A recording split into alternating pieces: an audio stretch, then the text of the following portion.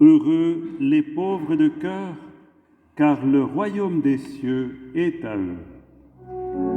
Alléluia, Alléluia, Alléluia, Alléluia, Alléluia, Alléluia, Alléluia, Alléluia.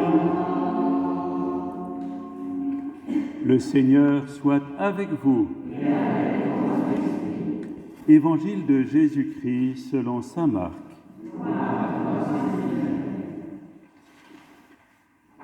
En ce temps-là, Jésus se mettait en route, quand un homme accourut et tombant à ses genoux lui demanda « Bon maître, que dois-je faire pour avoir la vie éternelle en héritage ?» Jésus lui dit « Pourquoi dire que je suis bon? Personne n'est bon sinon Dieu seul. Tu connais les commandements. Ne commets pas de meurtre, ne commets pas d'adultère, ne commets pas de vol, ne porte pas de faux témoignages, ne fais de tort à personne, honore ton père et ta mère. » L'homme répondit « Maître, tout cela, je l'ai observé depuis ma jeunesse. » Jésus posa son regard sur lui et il l'aima. Il lui dit « Une seule chose te manque. Va, vends ce que tu as, donne-le aux pauvres, alors tu auras un trésor au ciel, puis viens, suis-moi. » Mais lui, à ces mots, devint sombre et s'en alla tout triste, car il avait de grands biens. Alors Jésus regarda autour de lui et dit à ses disciples, « Comme il sera difficile à ceux qui possèdent des richesses d'entrer dans le royaume de Dieu. » Les disciples étaient stupéfaits de ces paroles.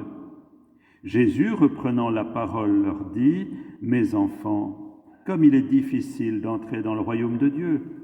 Il est plus facile à un chameau de passer par le trou d'une aiguille qu'à un riche d'entrer dans le royaume de Dieu. » De plus en plus déconcertés, les disciples se demandaient entre eux, « Mais alors qui peut être sauvé ?»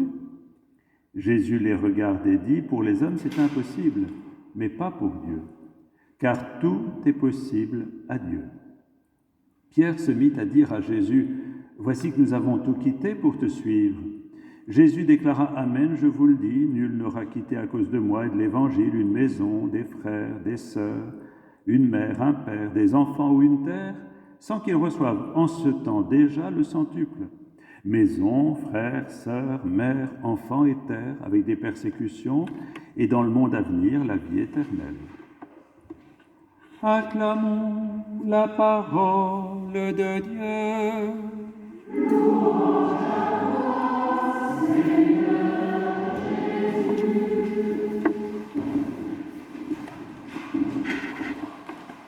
Voilà, je ne sais pas si vous avez remarqué, mais cet évangile commence de façon assez pittoresque.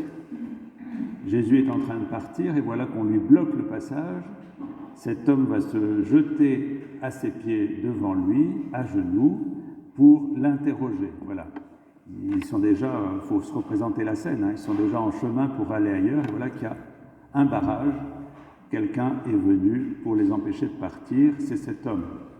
Donc, vous voyez, c'est quelqu'un de fougueux, c'est le moins qu'on puisse dire. Peut-être qu'il avait autre chose et puis qu'il s'est rendu compte que si il ne courait pas, il ne pourrait pas voir celui dont on parlait, qui semblait un maître de sagesse. Et voilà qu'il prend les grands moyens pour empêcher Jésus de s'en aller. Je ne sais pas si on l'aurait fait nous aussi. Non, tu ne passeras pas, réponds à ma question. C'est beau. Et en même temps, ça dit quelque chose du caractère de cet homme qui veut trouver les moyens de faire ce qu'il a à faire. C'est quelqu'un qui réussit. C'est un homme riche. Là, on ne dit pas que c'est un jeune dans cet évangile, mais enfin, c'est un homme riche. Et vous savez que dans l'Ancien Testament, la richesse, c'était un signe ça voulait dire que Dieu nous bénissait. Donc, si on était riche, c'était bon signe, ça veut dire qu'on était bien vu de Dieu. Donc voilà ce qui va causer un peu grand étonnement aux apôtres quand ils disent « Mais alors s'il est riche, Si la richesse n'est plus un signe de bénédiction, où est-ce qu'on va? Voilà, cet homme est donc riche. Et je pensais à ce verset que je vous ai peut-être cité déjà plusieurs fois, parce que je l'aime pas beaucoup, un verset du livre de l'Épître aux Hébreux de saint Paul, chapitre 2, et qui dit « Le Christ est venu nous libérer de la peur et de la peur de la mort ». Voilà, c'est une suite, et je m'arrête là. Je crois que souvent, les richesses, les biens sont comme une protection contre l'angoisse du temps qui passe, contre l'angoisse de ce qui nous échappe, contre l'angoisse aussi de ne pas être vraiment vivant ou d'exister. Alors on s'entoure d'un tas de choses qui nous donnent l'impression qu'au moins on est là et on tient, et qu'on tiendra. Il y a derrière la possession de biens quelque chose qui est censé nous sécuriser. Mais preuve est que ça ne peut pas bien fonctionner. Cet homme-là, eh bien, il est riche.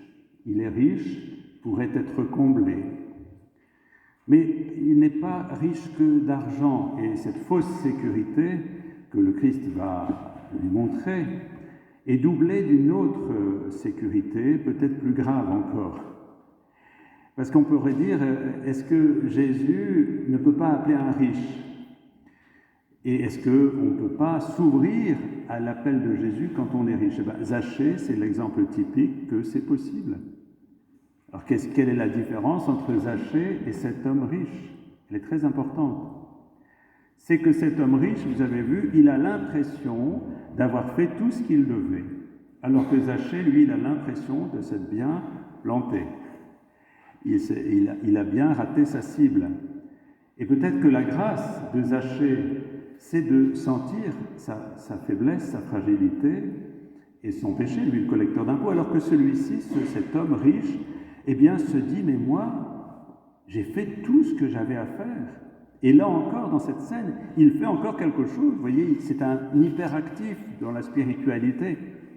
C'est-à-dire que, voilà, il se sent juste, finalement, et peut-être que, en plus de la fausse sécurité de l'argent, il y a cette fausse sécurité de se sentir bien comme il faut. Parce qu'il, finalement, il n'a pas besoin de grand-chose. Quand il se tourne vers Jésus, c'est peut-être pour avoir cette petite chose de plus qui le rendrait, tout à l'heure, Nicole a dit, il était presque parfait. Alors il cherche peut-être là où ça pourrait être parfait, vous voyez, pour avoir un visa pour le ciel direct, par lui-même. Et c'est le grand piège. C'est que cet homme, finalement, il n'a pas besoin de grand-chose. Il n'est pas en attente de grand-chose, autre que d'un conseil pour pouvoir faire ce qu'il faut faire et être tranquille dans sa richesse matérielle et spirituelle, dans son sens qui, finalement, il est bien, tout à fait bien et qu'il n'y a pas de problème. Vous voyez, c'est ça le drame de cet homme. C'est que, finalement, il n'est pas en attente, il n'est pas en capacité de recevoir ce regard d'amour qui se pose sur lui parce qu'il n'en a pas vraiment besoin. Il a juste besoin d'une recette pour pouvoir faire ce qui va le sauver. Il se sauve par lui-même, dans sa prétendue justice. Vous voyez, et le problème de l'Évangile, c'est pour ça que Jésus va pousser un peu le bouchon un peu loin, là, en lui disant « Tu veux connaître le chemin? Eh bien, va, vends ce que tu as et suis-moi. » C'est comme quand Jésus dit « Maintenant, vous allez aimer vos ennemis, vous allez prier pour ceux qui vous persécutent. » Jésus nous montre le chemin, mais c'est un chemin impossible par nous-mêmes à vivre. Comment voulez-vous que cet homme qui a tout mis dans ses sécurités, il est là d'un coup pour suivre Jésus comme ça? Il attendait un conseil dans des détails peut-être, et là on lui demande de tout lâcher. Qu'est-ce qu'il veut? Et en fait c'est là que va se passer le salut, si vous voulez, pour cet homme. C'est quand il se rend compte, là on dit qu'il était tout triste à la fin, et qu'il s'en allait. Alors le fait d'être triste, c'est pas mal, parce qu'il se rend compte qu'il ne peut pas arriver à suivre ce que Jésus lui demande.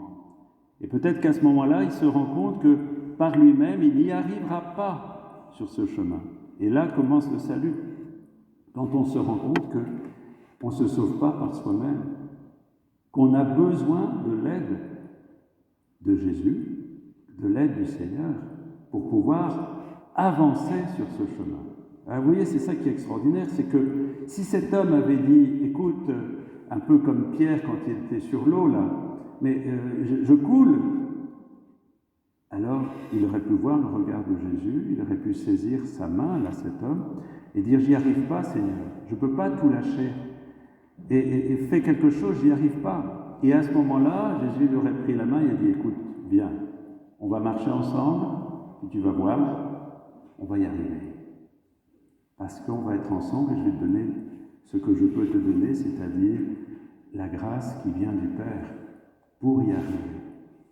Vous voyez, c'est passé finalement de, voilà, je possède les choses, je possède ma religion, je possède le fait de me sentir tout à fait comme il faut, alors que les autres, vous savez, dans un autre évangile, hein, moi je suis bien, l'autre derrière, à se rendre compte que finalement, si je m'ouvre dans ma faiblesse, dans ma fragilité, dans mon péché, à la grâce de Dieu, et que j'ouvre les mains, je les desserre, et ça c'est aussi l'œuvre de ce regard, hein. Oh, ce regard, je ne l'oublierai jamais, le chant là.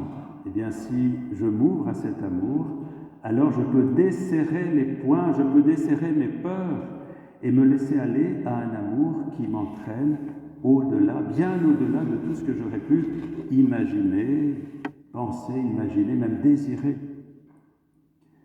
C'est à cette grâce que l'Évangile d'aujourd'hui nous appelle, une grâce de dépossession de notre idéal de nous-mêmes pour nous reconnaître bien, en marche avec les autres, pas meilleurs, peut-être pas pire, j'en sais rien, en tout cas pas meilleurs, mais en marche, ensemble, dans notre fragilité, pour recevoir la grâce du salut, qui est une grâce d'amour gratuit, qui nous entraîne vers un horizon sans limite.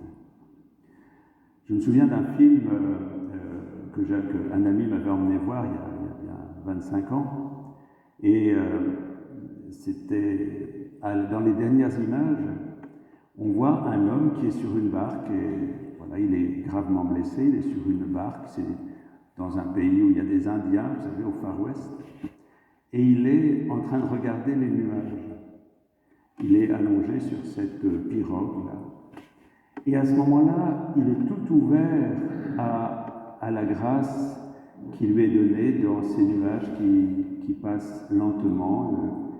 Il a cessé de se battre contre lui-même et contre les autres, et il est prêt à recevoir cette tendresse sans limite qui est donnée dans les plus humbles choses. Et que le Seigneur nous donne de d'ouvrir les mains, de cesser de nous refermer, de cesser de nous concentrer sur ce qu'on serait capable de faire pour recevoir la grâce d'un amour qui ne regarde que notre désir d'être sauvé, d'être aimé, d'être entraîné ensemble à la vie.